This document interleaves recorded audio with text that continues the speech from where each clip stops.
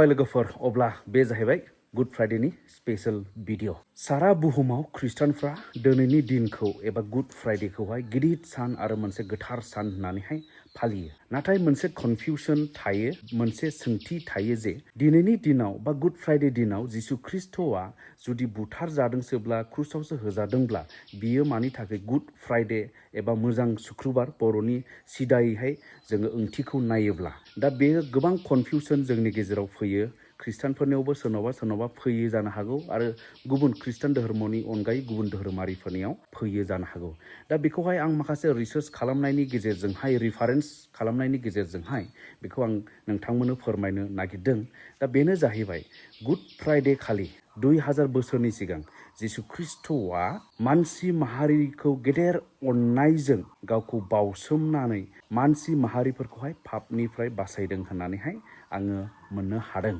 स' बेयो जाहैबाय गावखौ बावसोमनाय मानसि माहारिखौ गेदेर अननाय आरो गोदान मिजिं होनाय जि जिसु ख्रिस्टआ थैनानै थांखांफिनगोन स' बे जाहैबाय जिसु ख्रिस्टआ गेदेर अननायजों गावखौ बावसोमनानै मानसि माहारिखौ पापनिफ्राय बासायनाय आरो बेयो जिसु ख्रिस्टनि मावनाय एबा मोजां हाबा मावनाय बे हिसाबैहाय गुड फ्राइडे होननानै आं मिथिनो मोनदों आरो नैथियाव आं ओरैबायदि मोनदों जाहैबाय गोदो गोदाय गोजाम इंलिसाव गुड माने हलिखौनो गुड होननानै बुङोमोन जाहैबाय गुड आरो हलि माने गोथार गुड माने मोजां जों दा बेबायदि दानि जुगाव नैबेबायदि मिनिङा जाबाय स' बिनि थाखायनो बै समनिफ्राय गुडखौहाय हलि हिसाबै बाहायनायखाय बे दिनखौहाय गुड फ्राइडे दोनबोनायखाय दा दिनैसिम माने बे गुड फ्राइडे हिसाबैहायनो खृष्टाननि केलेन्डारावहाय हाबनानै दं आं रिसार्चआवहाय नैबेबायदि मोनदों दे लोगोफोर बेनिफ्राय आंनि बुंनाया जाजोबाखैबो जानो हागौ दा बेनिखायनो नोंथांमोननिफ्राय आरो सोरबा साबसिन मिथिग्रा मानसि थानो हागौ दा नोंथांमोना कमेन्टनि गेजेरजों शेयार खालामनो हागोन अब्ला लोगोफोर जागायबाय भिडिअखौ थांदिनि अब्ला बै मण्डलिसिम जे जायगायावहाय दिनैहाय गुड फ्राइडेनि स्पेशल हाबाफारि दङ अब्ला लोगोफोर आङो थांगासिनो दं नोंथांमोना जायफ्रा इन्टारेस्टेड नायलांनो हागोन अब्ला लोगोफोर आङो दा सफैबाय नै कालबारि कैथलिक चार्च मालविटा एरियानि जायहा इस्टाब्लिश जादों 2001 आवहाय लोगोफोर बे समाव आङो दसे सम लानि बेनो जाहैबाय नोंथांमोननो आं इन्ट्रडिउस खालामनो नागिरदों इन्डियानि मोनसे फोथायजाथावसिन प्लेटफर्म जायखौ बुंदों मस्ट प्ले बे आइपिएल बोथोर समावहाय बेखौ रिप्रेजेन्ट खालामदों बेंगली एक्ट्रेस माधुमिता सरकार आइपिएलआ बेयाव दं स्पिन खालामदो जिलि गेम्स मस्ट प्ले एपनि गेजेरजों आरो देरहादो आइफन आइपेड आरो गोबां सप्ता खनफ्रोमबो मस्ट प्लेआ लाबोदों आइपिएलनि गोबां हांगामा बान्थाफोर जेराव गोबां बान्थाफोर दङ जेरैहाय Yamaha bike Realme mobile Apple watch TV आरो गोबां लोगो 500 बनासखौहाय नोंथांमोना लादो जयनिं खालामनायनि गेजेरजों आरो गोरलैयैनो डिपजिट खालाम फन पे गुगोल पे एबा बेंक ट्रान्सफारनि गेजेरजों मस्ट प्लेआव साइन आप खालामदो आरो प्रमोशन सेक्सनाव थांनानैहाय प्रम' क'डखौ बाहायदो स्पिन 1 SPIN 1 100% वेलकाम बनासखौ मोननो हानाय बायदि आरो मस्ट प्लेखौ फेसबुकआव रिभिउ होदो 200 प्लास लादो लोगोफोरखौ रिफार खालामनायनि थाखाय लादो 1200 रुपिस दा रेजिस्टार खालामदो लिंकआ कमेन्ट सेक्सनाव दङ लादो रैपिड बनास 500 रुपिस मस्ट प्ले एपखौ डाउनलड खालामनायनि गेजेरजों बे समावहाय बे मण्डलिनि फोथायारिफोरा अलरेडि बेवहाय ज' जानानै हाबाफारिखौ जागायबाय स' नोंथांमोनाबो गोसो होनानै नायलांदो दिनैनि गुड फ्राइडेनि स्पेशल भिडिअ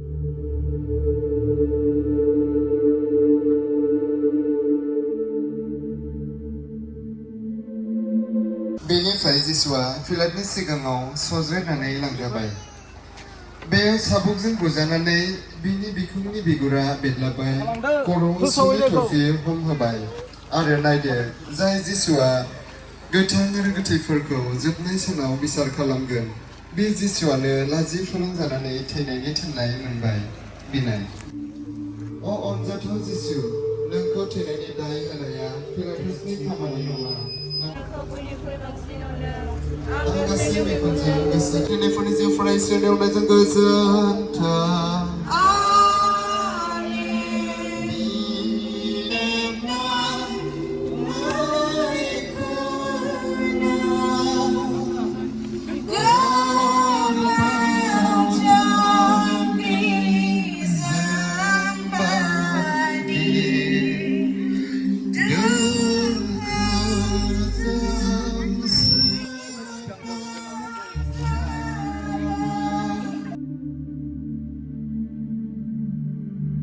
नैथि जायगा जिसुआ क्रुस दंनाय फाफ्लियाव मोनसे गिलिरथार क्रुस बानहोजादों बेखौ लानानै जिसुआ गोगोमै आरो रंजानायजोंनो थांदों क्रुसजों नों बियो हादरखौ फोथांगोन बिनाय जोंनि सानफ्रोमबोनि जानायखौ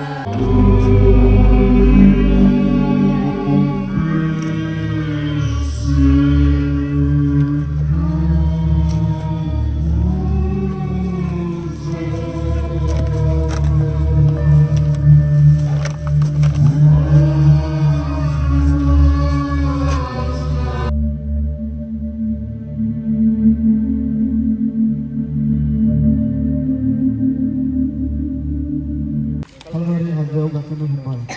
बारियाव थैनायनि मोदोम एवनायजों बिनि बोलोआ बायथारलांनायखाय गाराय आरो सुजानायजों बिहा साबाय थानायखाय थैहाबनानै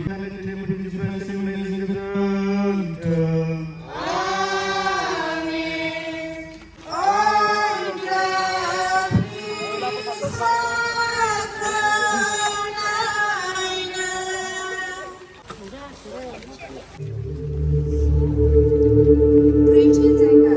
जिसुआ गावनि बिमाखौ लोगो मोनदों जों नोंखौ खुलुमो खृष्टआरिखौ रेबसिनानै जिसुआ सिगां थाबायदों बिमा आरो बिसा नुज्लायदों बे समाव नंथारगौ दुखुनि थुंग्रिजों सुखावनाय बादि बिमानि मेगना गावलांबाय जिसुआबो बिमानि दुखुखौ नुनानै आरो बांसिन दुखु मोनबाय गिनाय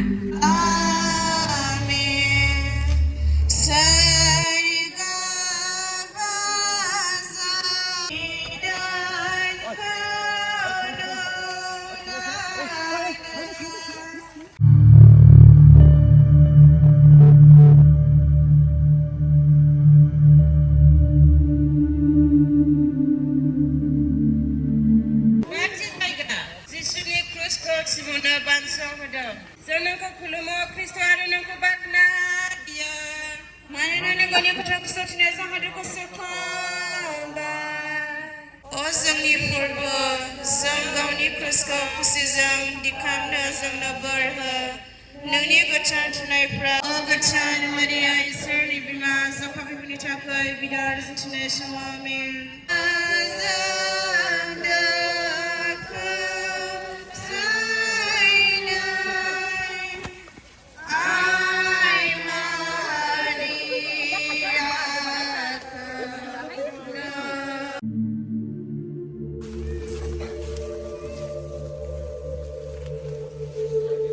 दथि जायगा बेरनिकाया जिसुनि मोखांखौ फालिजों हुगारदों जोंखौ गोलोमदै थै आरो खुदैजों बुंफबनाय नुनानै बिनि सायाव अनखांनानै मानसिफोरनि गेजेराव हाबफैनानै जिसुनो फालि होबाय बियो गावनि मोखांखौ हुगारनाय बादि बे हिन्जावनि अननायनि बदल बिदि जाबाय जिसुनि मोखाङा फालियाव हांखो जाबाय बिनाय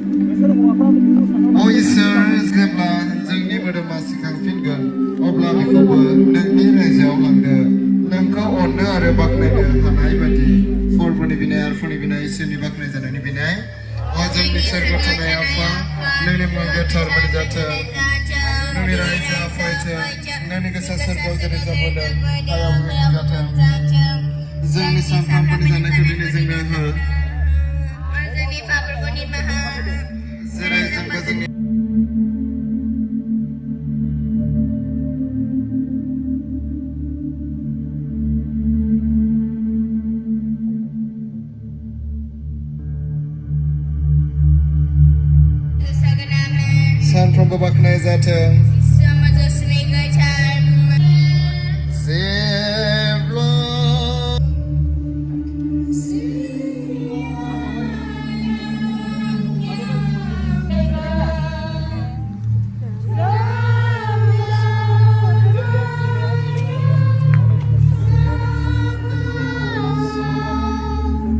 स' लोगोफोर बोसोरफ्रोमबो आं दामानि लाबोबाय थानाय जायो video about good Friday passion of Christ होनना बुङो माने जिसुआ माबोरैहाय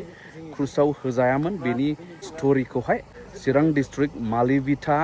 एरियानि खालबारि होननाय मण्डली एबा मोनसे काथलिक समाज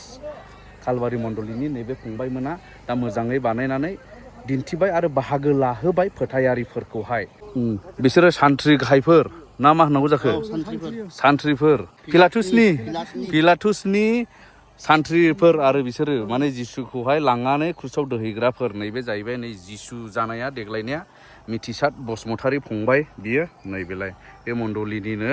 बा ओरै फंबाय सानै दंबावनो बिसोरबो सान्थ्रि गाहायफोर आरो बेलाय बोसोरफ्रोमबो बेबायदिनो बिथांमोना ओंथि गोनां आरो मेहेर गोनाङैहाय माने गोसोखाङो गुड फ्राइडेखौहाय जिसु ख्रिस्टनि थैनायखौहाय नै बेफोरबायदि एक्टिं एबा ड्रामानि गेजेरजोंहाय बेनिफ्राय बेफोरखौ दैदेननाय बे मण्डलीनि दैदेनगिरि बिथां जायखौ जोङो फालक होननानै बुङो आदा कर्नेलियुस नार्जारी बेहाबो फेसबुक पेज दङ गेदिरानो बर'नि गस्पेल जायखौ सोरबा सोरबा नुखाबाय जानो हागौ बर'नि गस्पेल बिनिनो सामलायगिरि नैबे बिथां आदा कर्नेलियुस नार्जारी आरो बिथांमोनानो बेफोरबायदि दायथ' लानानैहाय माने ओंथि गोनांसिन जायो गोसोखांनो हासिनो बेफोरबायदि नोंथांमोना माबायदि मोनो बिदि खालामनानैहाय गुबुन मण्डलीफ्रावथ' जों बारा नुनो मोना जों माने बोसोरै खालामबाय थायो ओमफ्राय जोङो बेबायदिनो थांनाय बोसोरनिफ्राय देग्लाय एसे मोननैसो आपग्रेड जाबावदों जोङो एसे सोलायनो हादों बायदि मोनदों गिबियावनो आं जोंनि फंबाय इउटुबार बरगयारिखौ बरायग्रोबाय जोंनि मण्डलीयाव फैनानैहाय ससियेल मिडियायावहाय माने होफैनायनि थाखाय जोंनि बे जेनाखि ड्रामा मण्डलीनि बे ड्रामाखौ जोङो ओरैनो खालामा एक्सुवेलि जिसुआ गावनो बुंलांदों माथाइनि 1 निफ्राय 15 गेजेराव फरायोब्ला मोननो हो आंखौ गोसोखांनो थाखाय माने बेफोरबायदि खालामबाय थानो जोंखौ जिसुआ बिथोन होलांखादों बाइबेलनि बाथ्राखौसो लानानै जोङो दिनै बे ड्रामाखौ खालामनाय जायो आरोखि दा बिनि थाखायनो हामबायसै मोजां जादोंब्ला नोंथांमोना बे फंबायनि इउटुब चेनेलनि गेजेरजों कमेन्टफोरखौ हरदो मोजां एबा गाज्रि जाहाथे जोङो जायाखैब्ला आरो खालमासि साबसिनै नोंथांमोननि कमेन्टखौ नायनानैहाय जोङो एसे साबसिन आवगायबावनो हायो हामबायसै